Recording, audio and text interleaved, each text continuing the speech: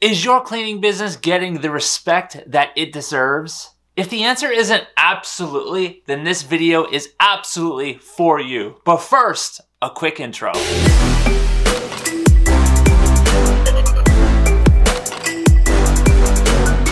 What's up, everybody? Welcome back to the channel. If this is your first time here, my name is Mike Mack from the JanitorialEntrepreneur.com, and I help people start, grow, and automate wildly profitable office cleaning businesses. On this video, I'm going to give you 3 things to help you absolutely avoid being disrespected by your clients. These are 3 reasons why it's happening in the first place. All right, so definitely stick around to the very end as well, because I do have a little bit of surprise for you, so you're not gonna wanna miss that. And number 3 of the 3, yeah, it's a little bit of a tough truth, all right?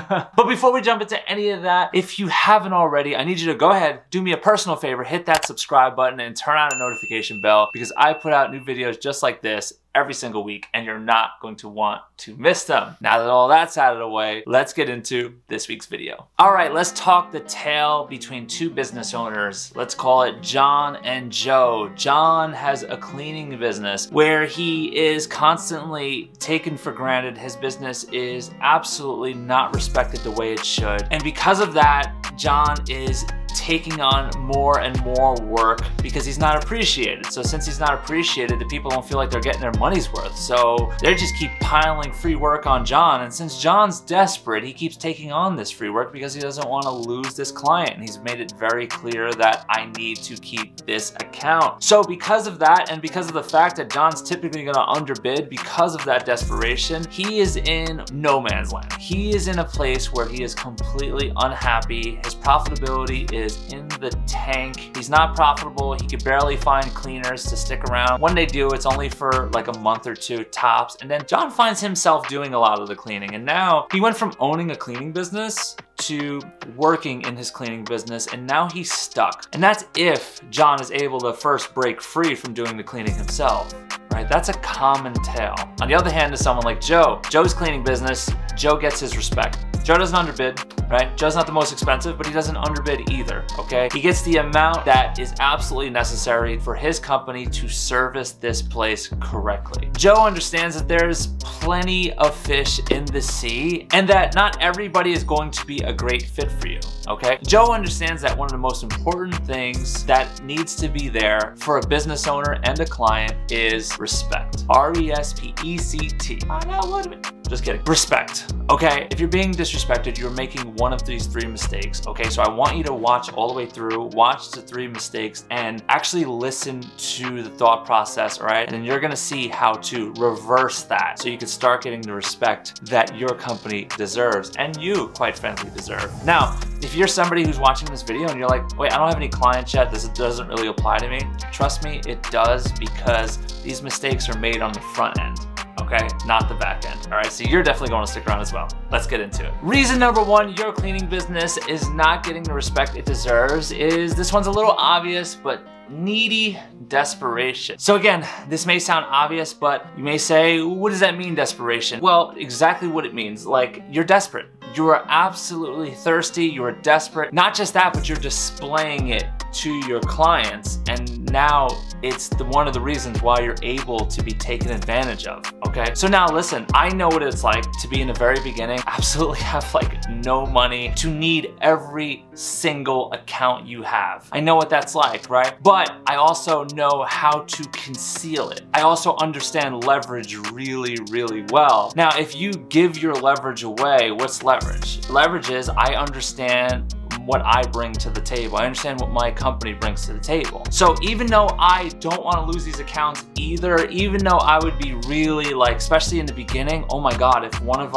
any client at the time, because I was replacing my income, any client at the time would have been like a death blow to us. It really would have been bad. But you have to think about what the alternative is, right? So you don't want to lose these clients, but you have to think about what the alternative is. The alternative is you keep a bad client, a client that makes you miserable, makes your cleaners miserable, doesn't respect you, doesn't respect boundaries, doesn't respect the contract that you agreed upon. Okay, that's nightmare stuff, okay? Those are the makings of a nightmare client. Let me just say this, it's damn near impossible to build a wildly profitable cleaning business and bill $50,000, $70,000, $80,000 per month if you have a bunch of people like that. It's really impossible. Now, if you're billing like $10,000 a month with a bunch of nightmare clients, you could pull that off. Absolutely, but good luck staffing it. Good luck having a cleaner there, okay? All these problems come from desperation. So I'm not saying don't need them in the beginning, right? I'm saying you are being contracted to take care of them, right? You want to take care of them, take care of their needs, take care of their space. That's why you're getting paid by them. You don't need to be like doing anything more than that. You don't have to be taking crap from them. It shouldn't be about that. It should be about,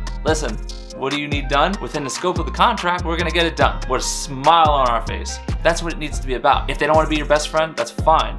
That's absolutely fine. It's better if they are, but it doesn't have to be. But the whole not respecting you, that's not gonna fly. So I need you to, if you're dealing with that desperation, tuck it away. Be willing to walk away. Or is a little motivational pro tip. This one's going on a little longer, but here's a pro tip. What you do is, let's say this account is $5,000 per month and you're like, oh my God, I'm absolutely miserable with this place. I am like, absolutely, I have to leave, but I can't walk away from $5,000 per month. Here's what you do. Use this as motivation. You say to yourself, I have to break free from this account. I have to walk away. Go out and get yourself another $5,000 account. I know it sounds crazy, but seriously, that motivation is absolutely intense. With that kind of motivation to break yourself free, you'll find yourself doing things that maybe you're uncomfortable for. Maybe you're uncomfortable doing networking events. Well, guess what? All of a sudden, when that motivation's there, you're gonna be like, I'm gonna go hit up this motivation event. I'm gonna go hit up this networking event. I'm gonna talk to anybody and everybody. I'm gonna pass out business cards. I'm gonna do whatever it takes because I will not be disrespected. Neither will my company. Don't be desperate. Okay, reason number 2 your company is not getting the respect it deserves is because you're not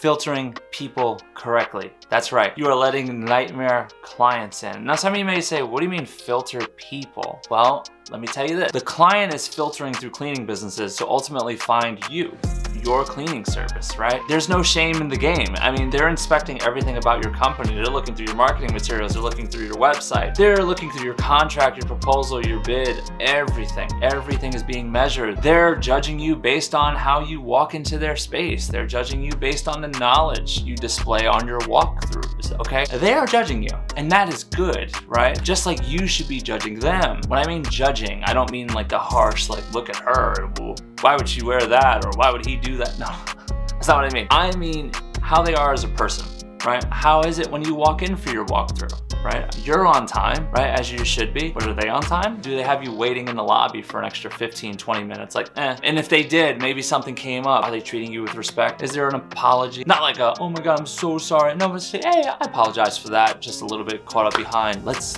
get to it. I don't want to waste any of your time. Let's go. Is it more like that? I mean, that's good. That's like, okay, cool. You know, or I had a story early on. I think the person sensed that we were brand new in the business. So, I mean, this person kept us waiting in a lobby for 25 minutes. And at the time we were so desperate, and I was trying not to show it, but we really needed the business at the time. So kind of stood there and I kind of looked past the red flags. Like everything inside of me was like red flag, red flag, red flag, red flag. I should filter this person out. We should not work with this person. We should move on. We should move on. But nope, I went forward anyway, and that's a different video. But the point is, you have to be looking for these red flags. You have to keep these kind of people away from your business because it's not congruent. Unless you're disrespectful, unless you like that, I don't know, maybe you're just like, I don't know, I kind of like being disrespected as long as they pay me. Maybe that's for you, but I'm telling you, this video is not for you. And if that is for you, maybe if you're outside of being like 1% of the type of human beings in the world, I bet you that's not gonna be sustainable. So that is something I really want you to do. I want you to filter your people. How do you filter, you may ask? Well, it comes down to your company values. What is important to your company? What's important to you as an individual? Again, a completely separate video. But company values, some people roll their eyes, and you know what? Fools are allergic to the truth, and that is the truth. Your company value is going to break down, and they're going to be responsible for what kind of business you have going when, you know, maybe at $10,000 per month, you're just like, you can get by with no company values. But when you start hitting 50, 70, 80, even $100,000 per month, you'll see that it's paramount, okay? So get your company values in place. It's going to help you determine who's great to work with, who's not. Reason number 3, your cleaning company is not getting the respect it deserves. Are you ready for this one? Maybe it's you.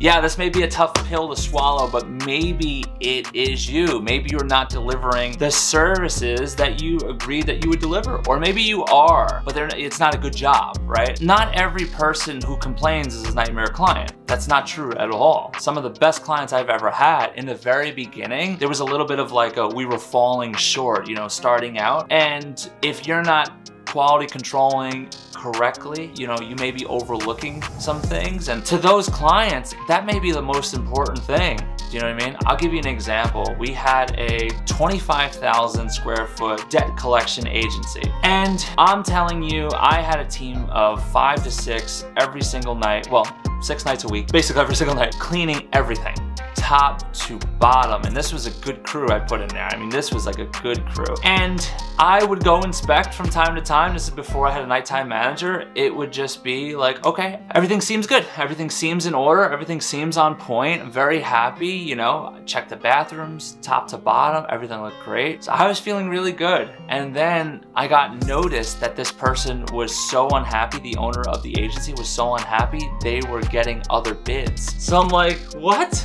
What do you mean you're getting other bids? So we set up a meeting, went there, and he was like, your crew is not doing the job that we paid for, this, that. And I'm sitting here beside myself, like confused, not angry. I was confused. I'm like, I don't understand. Maybe there's a little anger because I'm just like, this crew is working their butts off. Like, what's going on here? I'll fast forward a bunch just to keep this short, but do you know what we realized? To this person, to this guy, his name was Jeff, the most important thing in the world to him was how the drip marks over the big kitchen garbage can. It's a huge kitchen garbage can, right? So there's tons of people work there. And it was a big kitchen, and right behind, I guess some people would like Steph Curry, their applesauce and everything, and yogurts, and there would be like splash marks on the wall. So even though 95, 96% of the place was immaculate, what mattered to him was that look. Because when he made his lunch, when he made his coffee, when he made his breakfast, and he looked at the garbage can, he would see all those drip marks. He saw a sloppy cleaning business. He didn't see the 95% of the stuff that looked great. He was seeing the thing that mattered to him. And I know this sounds funny, but you see that one thing and the thing that matters to you. Everything else, you can kind of throw it out the window. So you say, oh, that sounds like a nightmare client. No, he was an excellent client. That was so important. So then you fix that, and then all of a sudden it became a perfect marriage. Like it was like, became one of the greatest clients of all time. And that's saying something because our clients are out of this world amazing, each and every one of them. So I want you to think that. I want you to think to yourself, is this a nightmare client or are we falling short? How do you know that? Set up a meeting. If you have a client that's unhappy, set up a meeting, right? If they don't want to take your meeting, that's probably a little bit of a sign. But I think most people will take that meeting, and you want to say it's all about you. It's all about, hey, I just want to get on the right page with you. We want to make you happy. I understand you're not happy, and you know, that's on us. Let's sit down, let's get where we need to get, you know what I mean? Then you iron it all out. All right, so I don't want you to think everyone who complains is a nightmare client, because that is not the case. Do not confuse the two, okay? There's plenty of dream clients in the very beginning. They may be a little bit hard to deal with, but that's because you're getting that trust up and everything, all right? So keep that in mind. Okay, so in conclusion, I just want to say not everyone is a nightmare client, all right, because they complain. But I want you to be careful because there are nightmare clients out there, all right? And you know, these are some ways to keep them out, and I just want you to keep that desperation. Even if you are desperate in the beginning, tuck it away. Lie to yourself. Tell yourself you don't need this client, meaning not I don't need them so I don't care. No, I don't need it. I can replace this volume if you ever feel stuck, okay? There is no reason to feel stuck. And let me tell you something. If you think, oh, we're a cleaning businesses just don't get respect, you are so mistaken. When we go out, we rarely go out anymore to actually see our clients because of our nighttime managers doing such a great and wonderful job. But when we do go out, just actually yesterday, myself and Jess, we went to one of our biggest and oldest clients, and we almost got like a hero's welcome. Not legitimately, but it was just so warm and welcoming and everything is great. They were so happy, and top to bottom, it just felt absolutely incredible. All right, so the whole cleaning business don't get respect. No, maybe your cleaning business doesn't get respect, but that's because of the way you're building your business. No judgment here. It's all love here. All right, so I want you to switch that. All right, because you can get that respect that your company deserves. All right, well, that's it for this video. I hope you got the value you were looking for. Seriously, I hope you're not one of those cleaning businesses that are getting disrespected, and if you are, I want you to take this information, please put it into motion. All right, put it into motion. You got this. I'm pulling for you. If you haven't yet started a cleaning business and you're curious about that, click the links below. There are plenty of free resources for you to absolutely do that besides binging the content. If you haven't subscribed, please do that. If you haven't gave this video a thumbs up, please do that, all right? But that's it. I will see you on the next video. Peace out. Oh. Whoa! Hey, thanks for watching the video. What are you still doing here?